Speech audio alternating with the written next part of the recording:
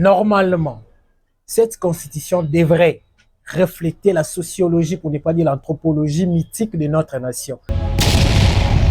Kabila Kabange a pu mettre autour de toutes ces composantes que nous puissions avoir cette constitution qui avait pour but d'abord d'asseoir les institutions, d'avoir l'alternance politique et d'avoir les institutions harmonieuses. Et puisque aujourd'hui, nous avons atteint, à mon humble avis, tous ces objectifs, je pense qu'il faudrait maintenant réfléchir sur cette architecture, sur ces lits où nous tous, nous devons nous étaler, parce que si le lit n'est pas bien dressé, on risque d'avoir Congo passi, ou la Moutikuna, tout passi, parce que le lit n'est pas bien dressé.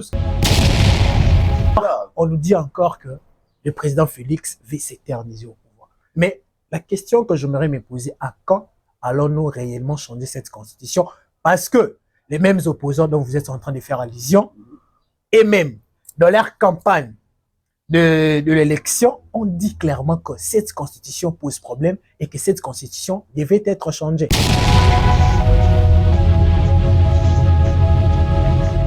Polémique autour de la constitution en RDC, révision ou changement. Mesdames et messieurs, bienvenue dans cette tranche d'animation de 1.2V animée par Raphaël, fille de l'ouragan de la presse.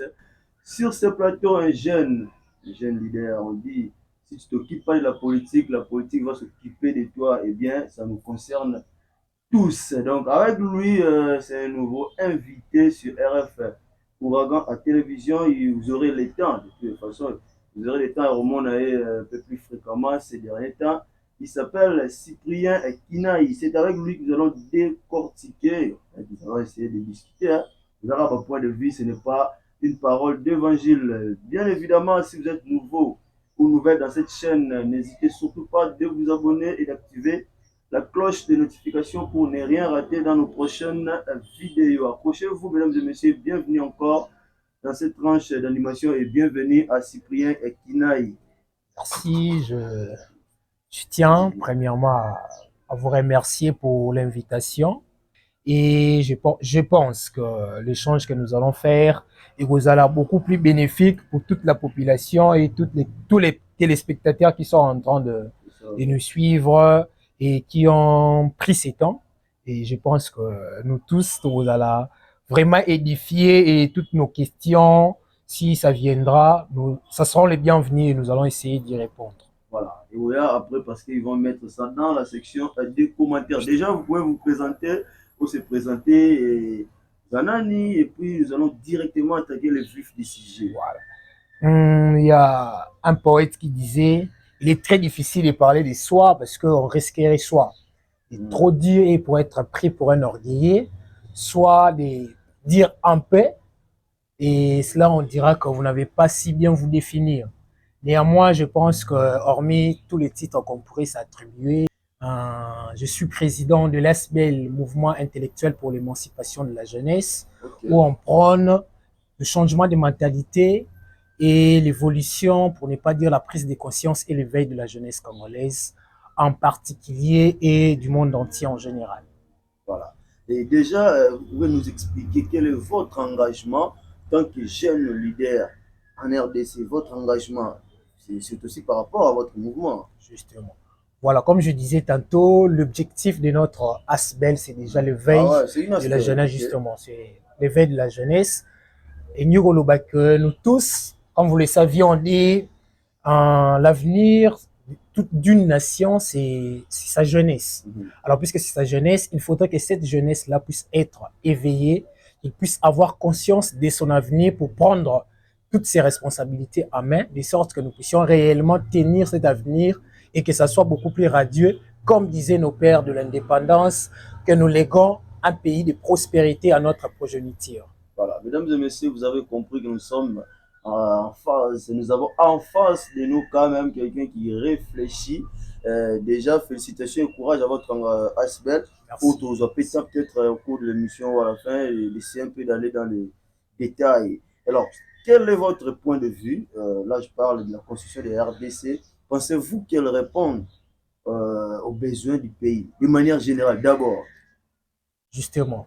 Je pense que, in illiminitis, j'aimerais d'abord souligner, parler d'abord de la Constitution. Quand on dit Constitution, il faudrait savoir que c'est les lits sur lesquels s'étale presque tout le monde, pour dire la colonne vertébrale sur lesquelles membres Moussousou et Yaka s'associer pour l'évolution de la nation. C'est-à-dire, c'est dans la Constitution qu'on régit la manière de vivre dans la société, la manière dont le peuple veut se marier, la manière dont le peuple veut construire son État et la manière dont, voulais-je dire, nous devons continuer à vivre et comment nous pensions émerger notre pays. Alors, comme pour dire cette question, comme je disais tantôt, elle est beaucoup plus cruciale. Normalement, cette constitution devrait refléter la sociologie, pour ne pas dire l'anthropologie mythique de notre nation, c'est-à-dire de notre société et de notre population. Et je pense que cette constitution écrite par les belligérants aujourd'hui a démontré ses limites. Comme je le disais tantôt, depuis lors, il faudrait que ça puisse changer. Et c'est pourquoi je suis partisan du changement de cette constitution. Notre constitution devait refléter la réalité sociologique de notre nation. Et comme vous le saviez, on apprend que ça a été écrit par aussi des Congolais. Justement, je n'en disconviens pas. C'est pourquoi je disais tantôt les belligérants, quand on parle des Congolais, il faudrait revenir en arrière, voir l'histoire de cette constitution et vous vous rendrez compte que quand on parle des Congolais, c'était quel Congolais et c'était dans quel contexte. S'il faudrait revenir, on vous dira que s'il faudrait prendre l'exposé des motifs de cette constitution, on vous parlera de belligérants, c'est-à-dire des chefs rebelles, des délégués qui ont été pris pour rédiger cette constitution.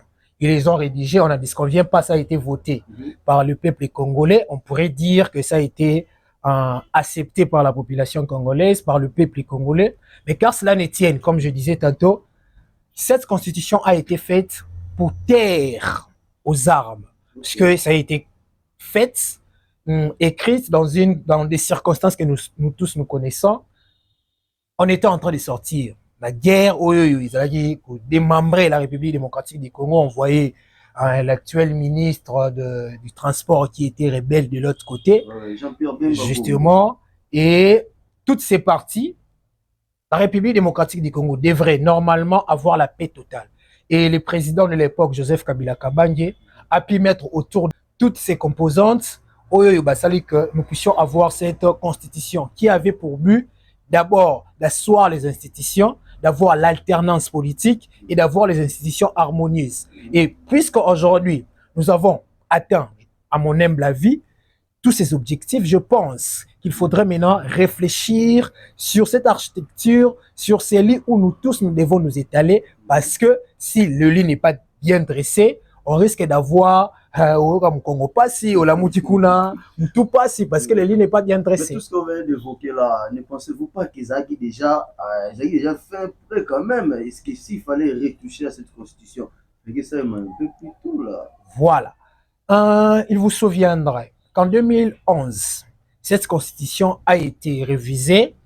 Et dans la révision, si vous lisez l'exposé des motifs de cette révision, on vous dira, je pense qu'on va y revenir peut-être plus tard quand on va expliquer l'opportunité. D'ailleurs, je pense que c'est la question, l'opportunité. C'est écrit dans l'exposé des motifs qu'on a compris qu'il y a dysfonctionnement. Il y a eu trop des aléas par rapport à la fonctionnalité et l'applicabilité de cette constitution dans la vie pratique de notre société. Alors, est-ce pas une raison valable pour dire qu'il faudrait modifier cette constitution? Ou soit, pour ne pas dire modifier ou réviser, je dirais changer cette constitution, parce que ça a été révisé, modifié en 2011, mais on cesse de voir les tractations. Aujourd'hui, vous verrez que le Premier ministre et le président de la République à l'époque du Premier ministre Ilunga Ilunkamba, nous avons vu comment est-ce que cette constitution a été limite. Nous avons vu ce limite, voulais-je dire, pour dire que on comprenait que ici, le Premier ministre est devenu le tout-puissant. Ici, le président de la République est devenu le tout-puissant. Donc, c'est-à-dire, on a un dualisme qui est là, qui fait en sorte que les doubles têtes, ou soit le bicéphalisme de la tête de l'exécutif fait en sorte que quand le président de la République dit A et que le Premier ministre dit B, alors que il n'y a pas Moutou à départager Bango parce que il n'y a aucune disposition constitutionnelle qui fait en sorte que le président de la République puisse révoquer le Premier ministre, surtout si nous sommes dans la cohabitation. Parce que là, on vous verrait que le pouvoir du Premier ministre vient du Parlement. Donc, s'il doit être enlevé, normalement, c'est au Parlement qui doit faire en sorte que ça n'est. Allez, on a vu des ministres ici qui se disaient qu'ils ne peuvent pas quitter le gouvernement parce que Yémen, il n'a pas encore dit. Et on disait, vous voyez dans ce pays, un ministre des portefeuilles qui est en train d'arrêter une ordonnance du président de la République parce qu'il se disait qu'il est une obédience politique. Et tout ça, ça démontre la limitation de cette constitution. Et au-delà de ça, vous verrez en sorte que si on parle aujourd'hui dans la population congolaise, tous ceux qui n'ont pas peuple, ou toutes les questions, pour l'année n'inzélé d'autambola dette.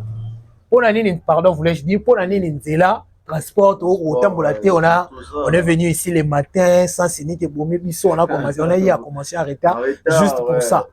Si tu es dans la population congolaise, quand il faudrait demander des lots, quand il faudrait demander ceci, quand il faudrait demander cela, on fait toujours référence au président de la République. Or, la constitution actuelle vise à ce que la vie quotidienne de l'État est assurée par le Premier ministre. Pourtant, dans les chefs du peuple congolais, c'est le président de la République qui est responsable. Vous savez, je vous prends un peu la parole. Vous savez que cette façon de voir les choses du côté de l'opposition, on ne voit pas de la même manière. Voilà. Pour l'opposition, c'est juste une façon pour M. Félix Tshisekedi de s'éterniser au pouvoir. En retouchant la Constitution, visiblement, il y aura, selon l'opposition, il y aura probablement quelque part toucher le mandat chef de l'État. C'est une belle question en tout cas, et qui fait polémique d'ailleurs. Mais j'aimerais qu'on revienne en 2016. Ouais. On revienne en 2016. Là, il y avait encore le président Joseph Kabila. Ouais. Toute l'opposition, la société civile, voulais-je dire, entre autres l'Église catholique, bien sûr, nous tous, on a fait front pour dire que si le président Joseph Kabila venait à réviser ou soit à changer cette constitution, c'était pour qu'il revienne au pouvoir.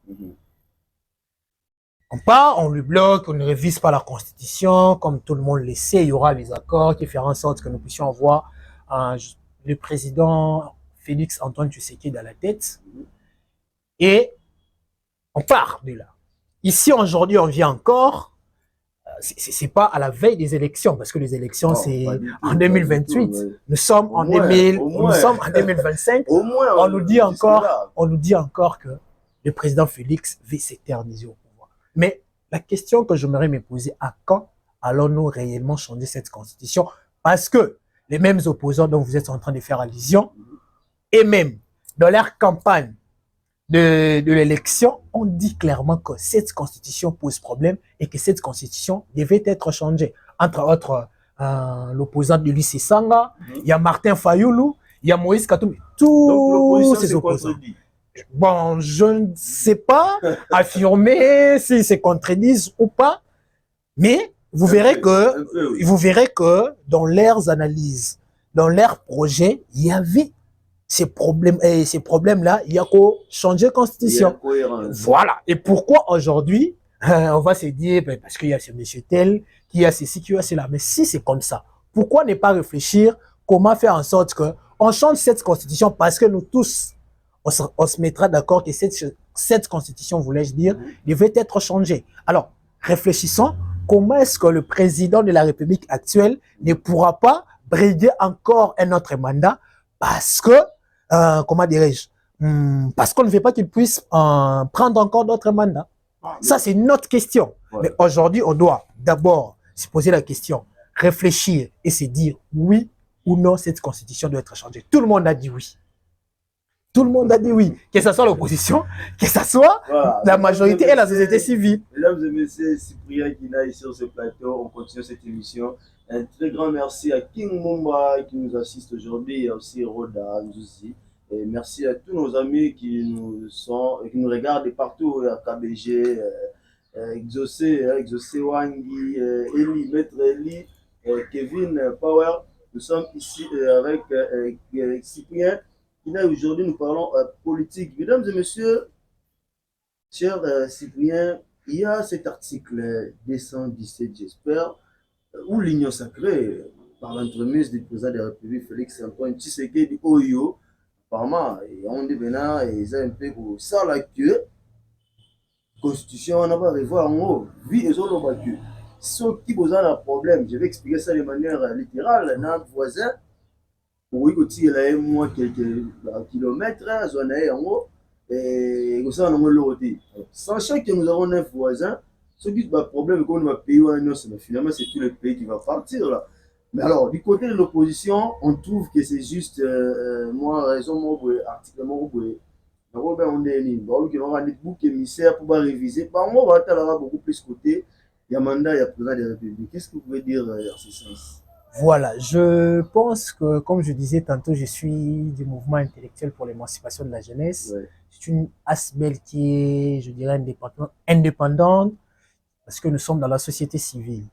Alors, je n'aimerais pas entrer dans les propos réels du président de la République parce que pour moi, les motivations de changer peut-être cette constitution, elle est ailleurs par rapport à peut-être ce qu'avance le président de la République. Parce qu'aujourd'hui, s'il faudrait parler de cet article, ça existe dans plusieurs autres États.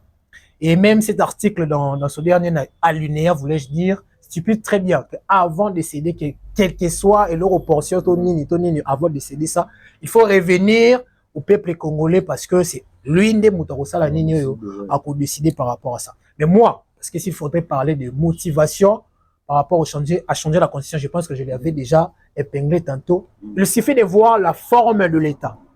Aujourd'hui, dans la tête des Congolais, c'est une responsabilité, je dirais, il faudrait que tous un régime présidentiel, où on sait que c'est le président de la République qui est responsable de tout ce qui se vit au Congo, de tout ce qui se vit dans la société. C'est normalement ce que veut le peuple. C'est pourquoi j'ai donné l'exemple tantôt, il suffirait de sortir, il retourne à Motoesa Kabila Bomimboka. Oh, Félix, ça c'est l'autre. Voilà, justement. On dira jamais, Madame Soumino a fait ceci. D'ailleurs, s'il faudrait poser des questions, il y a beaucoup de gens qui ne la connaissent pas. Ouais.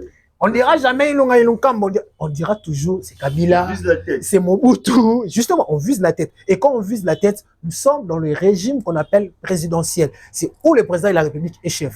Quand je quitte là, je parlerai par exemple de pourquoi il faudrait, les performances qu'il faudrait faire dans cette constitution. Aujourd'hui, on s'est dit que je dirais le pouvoir judiciaire, ils ont pris en otage, nous avons la justice qui est malade, tout ça.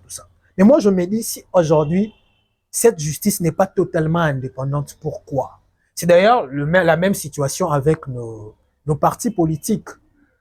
Lorsque on a un président de la République qui nomme directement les magistrats, c'est lui qui nomme les magistrats, c'est lui qui nomme ceci, c'est lui qui nomme cela. Mais la personne qui est en train de vous nommer, vous avez un devoir lié moralement à cette personne-là. Vous savez que non, c'est lui qui révoque, c'est lui qui nomme. Je suis là, procureur de la République, procureur de la Cour constitutionnelle, bien sûr. C'est moi qui est censé arrêter le président de la République lorsque Assali a commettre infraction X ou Y de haute trahison. Voilà, c'est lui qui vous a nommé. Mais est-ce que j'aurai la facilité de faire quoi? D'arrêter ce monsieur, ou soit d'arrêter le président de la République? Non, je ne le ferai pas. Je ne le ferai pas parce que il y a telle et telle autre raison. De la même manière, donc s'il faudrait faire ouvrir un peu parenthèse, tu continues à ma partie politique. Aujourd'hui, je sais que pour être nommé, il faudrait que mon autorité morale soit comme mon anga. Mais qu'est-ce que vous attendez? Je serai toujours assez autorité morale parce que à promettre un fonction de X ou Y. Et lorsqu'on vit dans cette dépendance et dans la justice, vous verrez en sorte que tout le pouvoir est comme lié à une seule personne. Et quand c'est une seule personne, c'est cet individu-là qui est tout puissant. Or, quand nous parlons du régime présidentiel, il faudrait maintenant savoir que nous devons recadrer ce régime présidentiel de sorte que le président de la République ne puisse pas être le tout puissant, le décideur, le dictateur, tout ça. Non. C'est pourquoi, pour moi, je pense qu'il faudrait libéraliser cette question. C'est-à-dire, s'il faudrait avoir le procureur, s'il faudrait avoir le haut magistrat et le haut militaire, il faudrait que ça soit nommé par le peuple. Comme ça s'est fait par exemple aux États-Unis d'Amérique. Je sais que si je vais être procureur de la République, si je vais être procureur là-bas, il faudrait que la population puisse faire quoi? Me voter. Et pour que la population puisse me voter, il faudrait que je puisse réellement rendre la justice. Et vous verrez que ça serait un peu libérer la justice. Aujourd'hui, nous sommes en train de voir le ministre de la Justice qui est en train de prendre des décisions en violation même de des dispositions judiciaires, mais bien sûr. Mais quand vous êtes ministre de la Justice, vous devrez savoir que vous n'êtes pas, justement, vous devrez savoir que vous n'êtes pas un chef de la magistrature. Vous n'êtes pas là, je dirais, je ne sais moi quoi. Vous venez dans les prisons de Makala, vous avez trouvé des gens qui ont des condamnations, qui ont ceci, qui ont cela, par ton pouvoir du ministre de la Justice directement, vous libérez des gens sans pour autant voir. Et vous verrez en sorte qu'il y a eu le procureur, je dirais, les responsables de la cassation, qui est venu à la contre de ces ministres pour dire que ce qu'il a fait, c'est en violation de la loi. Et directement, vous êtes en guerre. Tout le monde, toute la population voit que le ministre et la justice, il y a une guerre totale. Vous voulez donner les injonctions positives, négatives, mais non. Tout le monde doit savoir où est son travail. Et aujourd'hui, on veut nous créer la cour, enlever. Voilà, avant de renfermer cette parenthèse, je veux profiter de la parenthèse.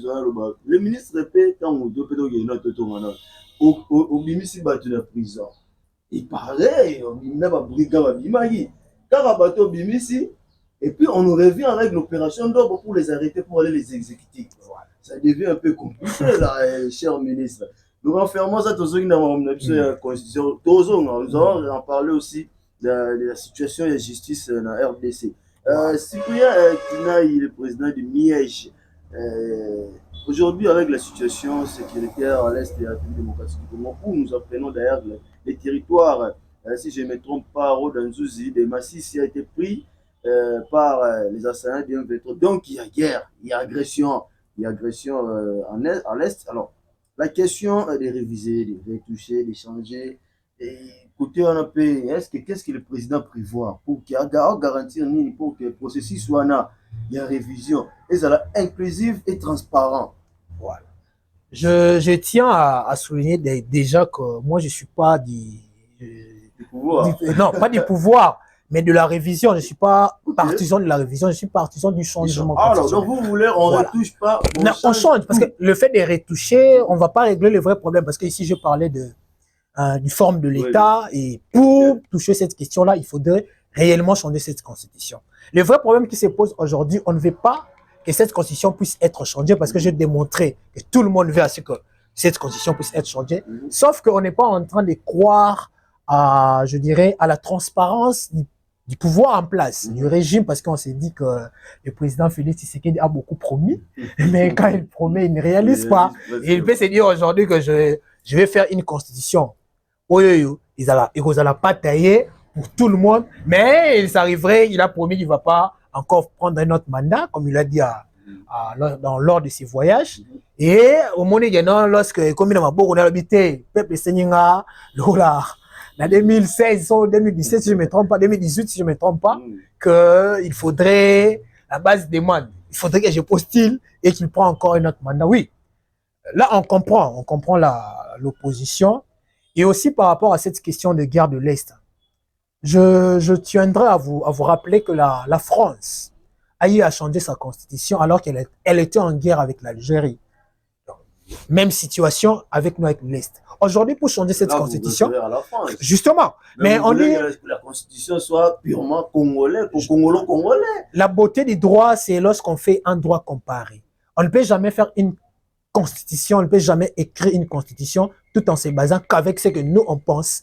Et on prend ce qui est, comme je disais tantôt, l'article 217 dont vous étiez en train de parler tantôt. Il y en a dans plusieurs États.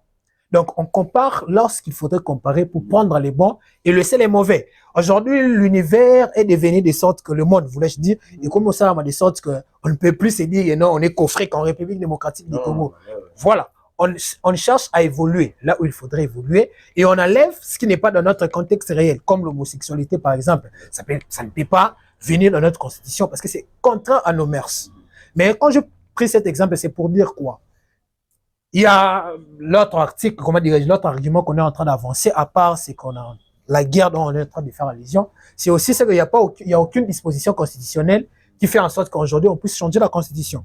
C'est pourquoi j'étais en train de dire que le scientifique, tout comme tout peuple, conscient, pardon, parce que je parle du peuple, tout pratiquant du droit, de la science politique, savent que le fait précède les droits.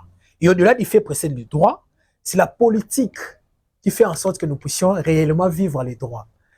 Le puriste vous diront que la définition purement purique du droit, parce que l'objectif du droit, c'est pas la justice réelle, c'est la quiétude de la population, la quiétude du peuple, ou soit je dirais l'ordre public.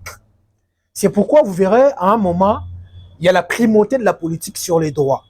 C'est-à-dire quoi? Je prends l'exemple de 2016, je reviens encore là.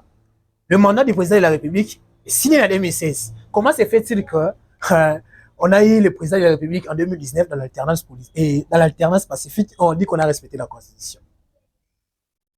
Vous verrez que on a eu à violer la Constitution. Mais il y a eu l'accord de Saint-Sylvestre qui a fait en sorte que nous puissions asseoir cette légitimité, qui fait en sorte qu'aujourd'hui nous avons des institutions bien en place et on parle de l'alternance pacifique.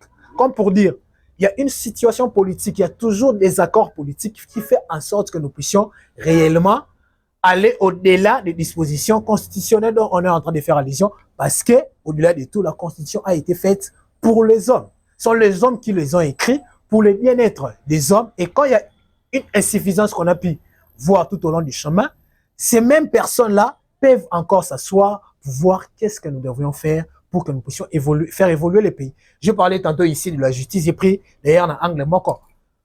Voyons voir comment est-ce que cet impact pourrait arriver dans la population congolaise. Si aujourd'hui, ces magistrats-là deviennent libres, ils savent que non, oui, c'est la population qui nous vote, on est redevable à cette population, il y a ceci, il y a cela. Aujourd'hui, on est en train de voir mes jeunes frères, les jeunes que nous voulons d'ailleurs encadrer, nous voulons éveiller et transformer, qu'il y ait une opération d'obo. Un ministre de la Justice qui sait déjà la sentence qu'on va donner au présumé innocent. Lui, il a aidé à faire un cas de siège pour dire qu'il y a condamné à mort. En violation même de double juridiction de tout présumé criminel ou innocent, comment dirais-je, accusé. Parce qu'il y a double juridiction ici. Tu dois d'abord aller à la pénale, tu peux aller à la cassation, tout ça. Mais aujourd'hui, c'est pas fait. C'est en violation. Alors qu'on voit les détourneurs de ces pays, ils sont là.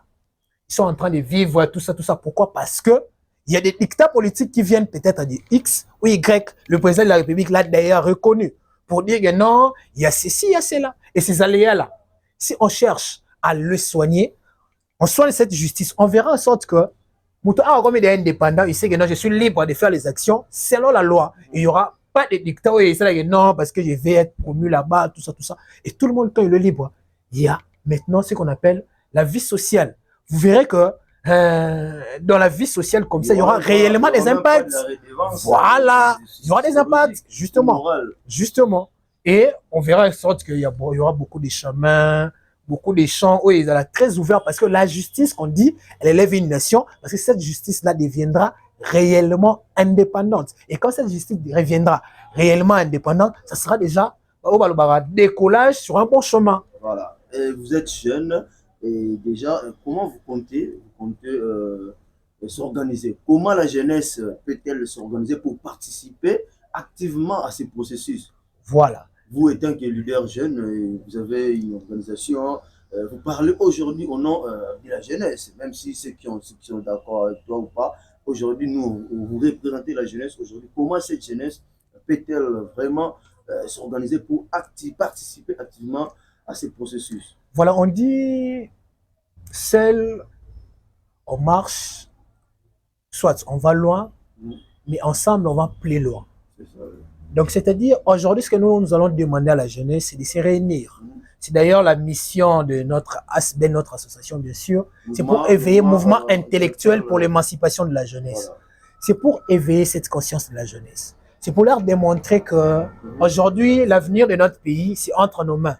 On ne peut pas se dire parce que politicien X ou Y, VX ou Y chose, s'aligner parce que c'est ça la raison. On sait que la mère, ou soit la fille aînée de l'opposition, c'était l'UDPS. Il n'y a eu aucune, opposition qui a été plus radicale que l'UDPS dans ces pays.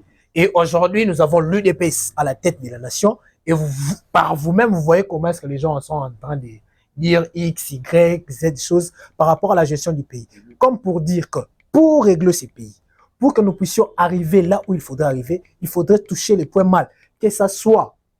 Il faudrait toucher là où ça fait mal pour que les choses puissent réellement avancer. Et pour que nous puissions arriver, il faudrait que nous prendre conscience réelle de notre problématique. Et notre problématique, c'est dans l'origine de la constitution actuelle. La constitution actuelle a été faite pour des raisons bien déterminées et ces raisons-là, aujourd'hui, est comme épuisées. Il faudrait maintenant revoir qu'est-ce qu'il faudrait faire pour que nous puissions avoir une constitution qui va permettre à ce que nous puissions avoir un État qui va, indicateur tous en place pour l'évolution réelle de notre nation. Et pour que cela arrive, c'est pourquoi on a parlé du mouvement pour l'émancipation. Quand on parle de l'émancipation, c'est-à-dire qu'il y a prison, et la prison, c'est entre autres l'inconscience, c'est entre autres le merci à ma j'allais parler de merci, on parle cas, c'est bon. Le vice qui sont en train de gangréner notre jeunesse, entre autres. Les souciances, par exemple, de l'affaire politique.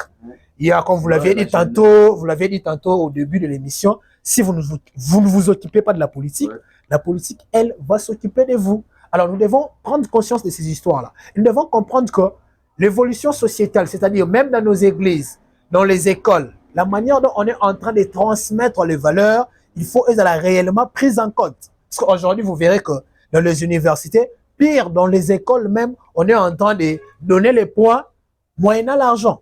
Et ça tue notre conscience. Ça nous emprisonne.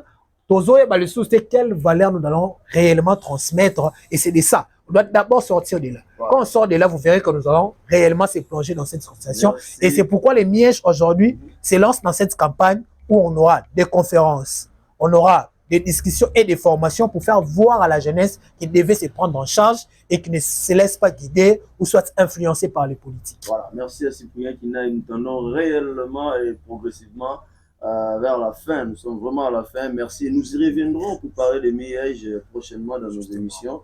Sans doute. Déjà, un message pour finir. Parce que y aura les retours, oh là là. Ensuite, pour ça, nous avons une constitution, on est passé en lingala. Ah oui, pourquoi pas, parce que il faudrait prôner aujourd'hui, il faudrait prôner notre culture, quand même je dirais les langues nationales. Je tiens d'ailleurs à féliciter notre institution universitaire, parce que là où moi je fais ma formation encore, l'université de Kinshasa, aujourd'hui qui a pris une décision où la défense des mémoires vont se faire dans les langues nationales. C'est une manière de promouvoir notre culture, notre langue. Aujourd'hui, nous avons au Canada, il faut que ça soit anglais, alors que nous avons nos propres langues qu'on n'a pas encore fait évoluer. Certes, le business aujourd'hui c'est l'anglais, mais au moins il faudrait aussi un dernier mot d'ailleurs rapidement à la jeunesse par rapport à l'émission, un dernier mot. Voilà, justement. Ainsi, il faudrait que je dise à la jeunesse, aujourd'hui, vous devez savoir que pour que notre nation puisse évoluer, pour que notre nation etambola malamu et comme à place oyo ngai na yo tolingi, et seigneli ngai na yo tozo conscience que notre responsabilité, nous tous, nous devons mettre la main dans la pâte pour que cette constitution puisse d'abord être changée pour notre évolution et pour que nous puissions réellement devenir là où nous voudrions. Pourquoi je dis que ça va de la Constitution? Parce que cette Constitution, son origine est seulement pour que les belligérants, le pouvoir, asseoir l'harmonie constitutionnelle, c'est-à-dire l'harmonie des institutions, pour que nous puissions avoir l'alternance, pour que nous puissions avoir un élan pour l'avenir. Et puisque nous avons déjà atteint tous ces objectifs, aujourd'hui, il faudrait maintenant réfléchir qu'est-ce qu'il faudrait faire pour que notre constitution ait reflété réellement ce que nous on pense. C'est que nous on veut en sorte que notre nation puisse, comment voulais-je dire, comment est-ce que défi ou soit de faiblesse par rapport à ce qui a été déjà mis, de sorte que tout ça et pour que nous puissions arriver, vous et moi, nous devons d'abord prendre conscience. Vous et moi, nous devons mettre notre main dans la pâte parce que l'avenir nous appartient. Tous ces vieux qui sont là, ils vont partir. C'est nous et nos enfants pour hériter le travail que nous allons faire. Là, il y a un philosophe qui disait un peuple qui ne sait pas se défendre est mûr pour l'esclavagisme. Alors, toi et moi, nous savons que nous ne pouvons plus retourner dans l'esclavagisme. C'est pourquoi nous devons nous battre. Même si la masse, ces messieurs, c'est ces messieurs, nous devons savoir dissocier le débat scientifique, dissocier cet avantage avec les individus, parce que les individus passent, mais les institutions vont rester. Et pour que les institutions puissent rester, ça doit être forte pour que Bisso, Nainayo, Togoakozwa, tienne des causes. Oui, je tiens, comme je disais tantôt, je tiens à vous remercier d'abord pour cette invitation. Je pense que ça ne sera pas une dernière. On sera toujours là pour éveiller notre jeunesse. Et j'en profiterai directement parce que c'est la fin d'année. Oui. Et je voulais dire, c'est le début de l'année. C'est le début de l'année. Je tiens à présenter mes vœux le meilleur à tous les Miégeois qui sont en train de nous suivre à présent. Et je tiens à présenter mes vœux aussi le meilleur à l'honorable Israël Kabinda, lui qui ne cesse de faire le prouesse, ne cesse d'être aussi proche de la jeunesse. Et dans la ville, et comment dirais-je, dans la commune de Kin, il est là. Tout le monde a comment est-ce qu'il est en train de se battre toujours au front pour le bien de la jeunesse. Et je ne peux oublier mon mentor, bien sûr, Jean-Thierry Moussenet, pour là où il est en train de nous suivre à présent. Vous recevez nos vœux et nous vous remercions pour tous vos soutiens que vous ne cessez de donner à la jeunesse, pour l'émergence de la jeunesse.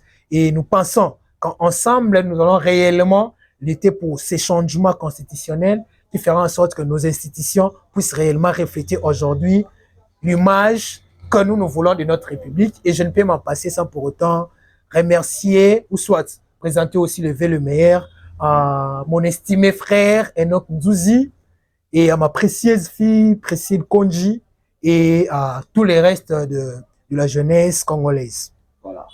Vous avez compris que c'était vraiment un leader, hein, un leader. Il a parlé tant que leader. C'est pas la première fois, c'est peut-être la première fois, mais pas la dernière fois. J'ai dit un grand merci à Bino Bozaki, Belé, Rolando Bisso. Merci à King Mumba, merci à Rodanzouz. Merci à Bino Tukifolo. Vous avez Belé, je peux présenter plus bas dans Bino. Donc c'est serait long. Vraiment, vous avez ébellé. Continuez de nous suivre. Sincèrement, nous allons nous retrouver encore. Ce n'est qu'une partie remise. Nous allons revenir avec d'autres thématiques, d'autres sujets saillants, d'autres sujets brûlants d'actualité, bien sûr, avec nos analystes et avec nos consultants maison. Toujours. Donc, d'ici là, portez-vous bien. 2025 commence bien. Prenez soin de vous. On se revoit très, très prochainement. Merci et au revoir.